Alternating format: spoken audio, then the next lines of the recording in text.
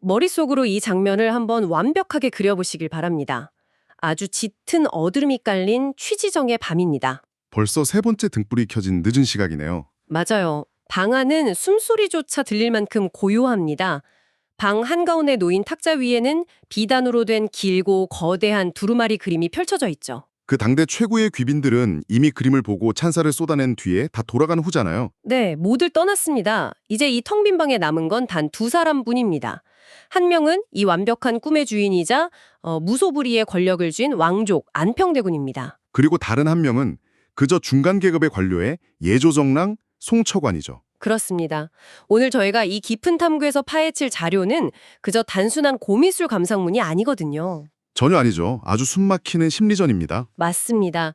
완벽한 이상향을 구축해서 모두를 그 안으로 끌어들이려는 절대 권력자와 끝까지 그 환상에 동화되지 않고 현실에 발을 딛고 서 있으려는 한 인간 사이의 대결입니다. 정말 매혹적인 텍스트예요. 쏟아지는 정보들 속에서 진짜 핵심적인 인간 본성을 갈구하는 당신, 바로 지금 듣고 계신 당신을 위해 이 밤의 대결 속으로 깊이 들어가 보겠습니다. 이 두 사람 사이에 흐르는 권력의 비대칭성을 먼저 짚고 넘어가는 게 아주 중요할 것 같아요. 권력의 차이가 어마어마했죠. 그렇죠. 안평대군은 단순한 예술의 호가가 아니라 당대 최고의 권력 중심에 서 있던 왕실의 핵심 인물이거든요. 말 한마디면 모든 게 현실이 되는 위치였어요. 반면 송처관은 한참 아래의 관료였고요. 맞습니다. 그런데 이 어두운 방 안에서 두 사람은 계급장을 딱 떼고 오직 비단 위에 그려진 몽유도원도라는 환장의 본질을 두고 팽팽한 체스게임을 벌이는 거죠. 그림 묘사부터가 굉장히 상징적이더라고요. 왼편에는 험난하고 어두운 현실의 산세가 이어지다가 갑자기 오른쪽으로 물길이 열리면서 복사꽃이 만발한 전혀 다른 세계가 펼쳐지잖아요. 네, 바로 그 압도적인 풍경 앞에서 송처관이 보여준 첫 번째 행동이 진짜 흥미롭습니다. 보통 관료라면 대근의 위대한 그림을 보자마자 와 정말 감격스럽습니다 하면서 당장 붓을 들어 찬양하는 시를 썼을 텐데 말이죠. 그렇죠. 그런데 송처관은 문턱 안에서 한동안 멈춰서서 그림의 기운만 살핍니다. 시를 쓰지 않고요. 그래서 안평대군이 왜 시를 안 쓰고 바라만 보냐고 묻잖아요. 네, 그때 송초관이 이렇게 답하죠. 글은 붓으로 쓰는 것이 아니라 먼저 마음속에서 길을 찾아야 하옵니다. 라고요. 와, 이거 단순한 시적인 수사가 아닌 것 같아요. 도대체 두 사람은 이상향이라는 개념 자체를 어떻게 다르게 접근하고 있었던 건가요? 송초관은 그림 속 무릉도원으로 가는 길이 그 도연명의 도화원기에 나오는 이야기와 닿아 있다고 운을 뗍니다. 아, 그 어부가 우연히 북사꽃 잎을 발견하고 따라갔다는 유명한 고전이요. 맞아요. 송초관은 도연명의 어부가 물을 따라가며 길을 찾았다고 말합니다. 외부의 흐름에 자신을 맡긴 결과로 우연히 도달한 기적이라는 뜻이죠. 외부의 흐름에 맡겼다는 건 마치 도연명의 어부가 우연히 길을 잃었다가 기가 막힌 맛집 골목을 발견한 거랑 비슷한 거네요? 네, 아주 재밌는 비유네요. 그런데 안평대군의 반응이 되게 서널합니다. 허나 나는 어부가 아니오 라고 아주 단호하게 선을 그어버리거든요. 와, 자존심이 엄청난데요. 그러자 송초관이 그림의 진짜 형태를 딱 꼬집어냅니다. 어부는 물을 따라 들어갔으나 대군께서는 먼저 산을 넘으셨습니다. 라고요. 대군의 꿈은 이미 마음속에서 길이 열려 있었다는 뜻이군요. 네, 안평대군이 우연히 꿈을 꾼 게 아니라는 걸 송처관이 정확히 꿰뚫어 본 겁니다. 안평대군 스스로도 꿈속에서 길을 헤매지 않았다고 인정하거든요. 그러니까 안평대군은 아예 머릿속에 완벽한 신도시의 GPS 좌표를 다 찍어놓고 길을 나선 거네요. 완벽합니다. 어느 날 뚝 떨어진 영감이 아니라 아주 오랜 시간 내면에서 억눌리고 벼려져 온 통제된 자신만의 세계가 발현된 거죠. 수십 년 동안 설계도를 강막적으로 그려온 건축가 같아요. 그리고 마침내 화가라는 시공업자를 불러서 비단 위에 구현해낸 거고요. 바로 그겁니다. 안평대군은 나 이런 신비한 꿈 꿨다 이게 아니라 내 머릿속에 이렇게 거대한 세계가 완성되어 있다는 걸 세상에 선언하고 싶었던 겁니다. 그래서인지 대군이 은근히 자기 과시를 하잖아요.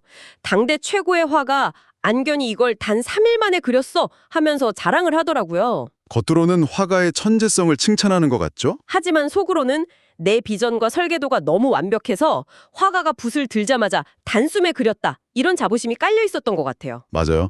그런데 여기서 송초관이 또 분위기를 압도하는 통찰을 던집니다. 그 자랑에 전혀 동요하지 않아요. 뭐라고 받아치나요? 사흘 만에 그릴 수 있는 것은 형상뿐입니다.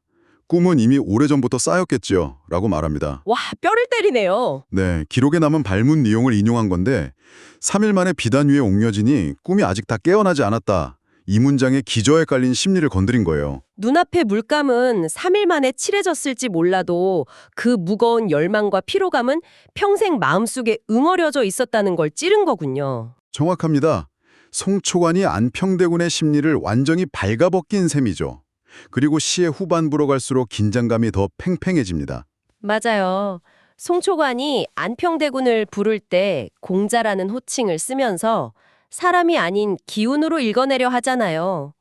대군이 티끌 한 점 없이 맑다고 표현하고요. 네, 여기서 티끌은 세속적인 욕망이나 권력욕을 의미할 텐데 안평대군이 그 말을 듣고 가만히 있지를 않죠. 내가 정말 티끌이 없다고 하고 되묻더라고요. 저는 이게 단순한 겸손이 아니라 송초관을 시험하려는 덫처럼 느껴졌어요. 권력자 티교의 시험이 맞습니다. 네가 내 껍데기만 찬양하는지 진짜 본질을 아는지 보겠다 이런 의도죠. 송초관의 대답도 걸작이잖아요. 없지는 않으나 스스로 그 티끌을 아는 사람은 드뭅니다. 라고 망설임 없이 대답하죠. 아무리 완벽한 선계를 그렸어도 그걸 욕망하는 건 결국 세속의 인간이라는 걸 지적한 겁니다. 잠깐만요. 인간이라는 본질이요? 제가 이 기록을 파면서 가장 크게 의문을 가졌던 부분이 바로 그 지점입니다. 어떤 부분이죠? 송초관이 그림 끝부분의 완벽한 신선세계를 보더니 여기에 사람이 사는 냄새가 난다고 지적하는 장면이요. 그 신선세계에 밥 짓고 생활하는 집이 그려져 있다면서요? 아, 네. 아주 중요한 디테일이죠. 저는 이게 도무지 이해가 안 갔어요. 완벽한 판타지 게임을 만들어 놓고 정작 그 안에 자기의 지저분한 현실 책상을 똑하니 놔둔 거랑 비슷한 모순 아닌가요? 속세에 고통이 없는 곳이라면서 왜 사람 사는 집을 넣은 거죠? 지저분한 현실 책상, 너무 예리한 비유네요. 그 모순이야말로 이 그림의 가장 위대한 예술적 가치이자 송초관이 포착해낸 균열입니다. 아, 대군이 의도치 않게 자기 현실을 훌려버린 거군요. 네, 완벽한 신선세계라면 인간의 냄새가 없어야 맞죠. 그런데 집이 있다는 건 대군이 무의식 중에 자신의 현실을 투영했다는 증거입니다. 그러면 그 집이 상징하는 건 대군이 벗어나고 싶어 했지만 끝내 포기 못한 인간으로서의 자아인가요? 그렇습니다. 안평대군은 가장 치열한 정치적 암투의 중심에 있었잖아요. 그가 원한 건 물리적인 선계가 아니라 권력의 소용돌이 속에서는 절대 닿을 수 없는 고요함에 대한 지독한 갈망이었던 겁니다. 현실에서 절대 가질 수 없는 평화를 그림으로나마 영유하고 싶었던 거네요. 송초관은 바로 그 눈부신 복사꽃 이면에 숨겨진 권력자의 지독한 피로감과 결핍, 즉 사람 냄새를 아주 정확하게 나타낸 거죠. 와, 이야기를 듣고 나니 이 그림이 단순한 판타지가 아니라 아주 처절한 현실의 반작용이네요. 대군이 얼마나 집착했을지 짐작이 가요. 네, 그런데 이 대화의 진짜 클라이막스는 지금부터입니다. 이 매혹적이고 모순된 세계 앞에서 관찰자인 송초관이 내리는 선택이 정말 상상을 초월하거든요. 권력자가 사실상 나의 비전 안으로 들어오라고 초청장을 내민 거잖아요. 맞아요. 가장 내밀한 내면 세계를 공유한 거니까요. 다들 어떻게든 이 완벽한 VIP 클럽에 들어가려고 줄을 서 있는데 송초관은 완전 반대로 행동하죠. 네, 시의 마지막에 자신을 적어 넣습니다. 많은 이들이 티끌 속에 살면서도 신선이 된 줄 아는데 아쉽게도 나는 그 불에 섞였을 뿐이라며 스스로 물러서 버리죠. 대군이 당황해서 왜 물러서냐고 물으니까 이미 대군 곁에 그림 속으로 들어갈 사람이 많으니 자신은 그림 앞에서 보는 사람으로 남겠다고 선언하잖아요. 그게 엄청난 충격이었죠. 아니 근데 이미 신숙주나 박팽년처럼 동조하는 사람들이 많은데 송초관 한 명이 안 들어간다고 대군한테 무슨 타격이 되나요? 아주 핵심적인 질문입니다. 권력자가 만드는 환상의 본질을 봐야 해요. 99명이 그 세계관 안으로 걸어 들어가 버리면 그 꿈은 그들 사이에서 의심할 수 없는 현실이자 진리가 돼버립니다. 아, 99명이 믿으면 그건 더 이상 그림이 아니라 진짜 현실이 되는 거군요. 맞습니다. 맹목적인 믿음의 카르텔이죠.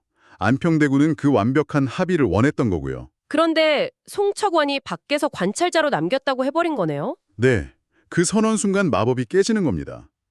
단 한 사람이라도 밖에 서서 아니요, 이건 비단위의 물감으로 그린 그림일 뿐입니다.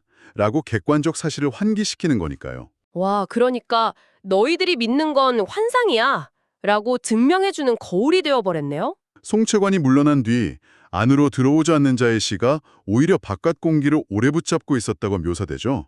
안평대군은 그 시를 곱씹으며 서늘함을 느낍니다. 그날 밤 그림이 전보다 조금 더 멀어 보였다고도 했죠. 권력자의 꿈이 타인에 의해 객관화되는 서늘한 경험을 한 겁니다. 보는 사람의 사리가 얼마나 무거운지 깨달은 거죠. 지금 이 깊은 탐구를 듣고 계신 당신은 어떤 생각을 하고 계십니까? 수백 년 전의 대화지만 오늘날 우리가 사는 현실과 너무 비슷하지 않나요? 시대를 불문하고 권력이나 자본은 늘 매혹적인 이상향을 제시하니까요. 맞습니다. 소셜미디어가 주입하는 완벽한 라이프 스타일이나 기업들이 이것이 우리의 비전이다 하고 우리를 유혹하잖아요. 네, 우리는 나도 모르게 그 화려한 클럽에 소속되려고 애를 쓰죠. 나의 현실이 아무리 지치고 티끌투성이라 해도 말입니다. 하지만 송처관은 전혀 다른 선택지가 있다는 걸 보여줬어요. 모두가 환상 속으로 달려갈 때 의식적으로 한 발짝 물러서서 차가운 바깥 공기를 유지하는 포지션이죠. 세상에 만든 이상향에 나를 끼워 넣지 않고 보는 사람으로 남겠다는 선언이 얼마나 주체적이고 강력한 태도인지 느낄 수 있었습니다. 네, 현실에 닻을 내린 관찰자의 시선이 진실을 훨씬 더 명확하게 드러내주니까요. 자, 단 3일 만에 형상화되었지만 오랜 시간 묵혀있던 안평대군의 거대한 꿈, 그리고 그 완벽한 환상 안으로 들어가기를 거부하고 현실의 관찰자가 되기를 택한 송처관. 오늘 이 여정을 마치며 듣고 계신 당신에게 하나의 도발적인 질문을 던지고 싶습니다. 만약 모든 사람이 그 그림 속으로 들어가 버렸다면 어떻게 되었을까요? 맞습니다. 만약 모두가 유혹을 이기지 못하고 안평대군의 그림 속으로 들어갔다면 그 거대한 꿈을 밖에서 이것은 꿈이다라고 증명해 줄 사람은 누가 남게 될까요? 완벽한 이상향이라는 건 어쩌면 그 바깥에 서서 지켜봐주는 누군가가 있을 때만 유지되는 아슬아슬한 환상일지도 모릅니다. 당신의 삶을 둘러싼 무릉광원 바깥에는 지금 누가 서 있습니까? 당신은 그 그림 안에 있습니까? 아니면 밖에서 바깥 공기를 붙잡고 있습니까?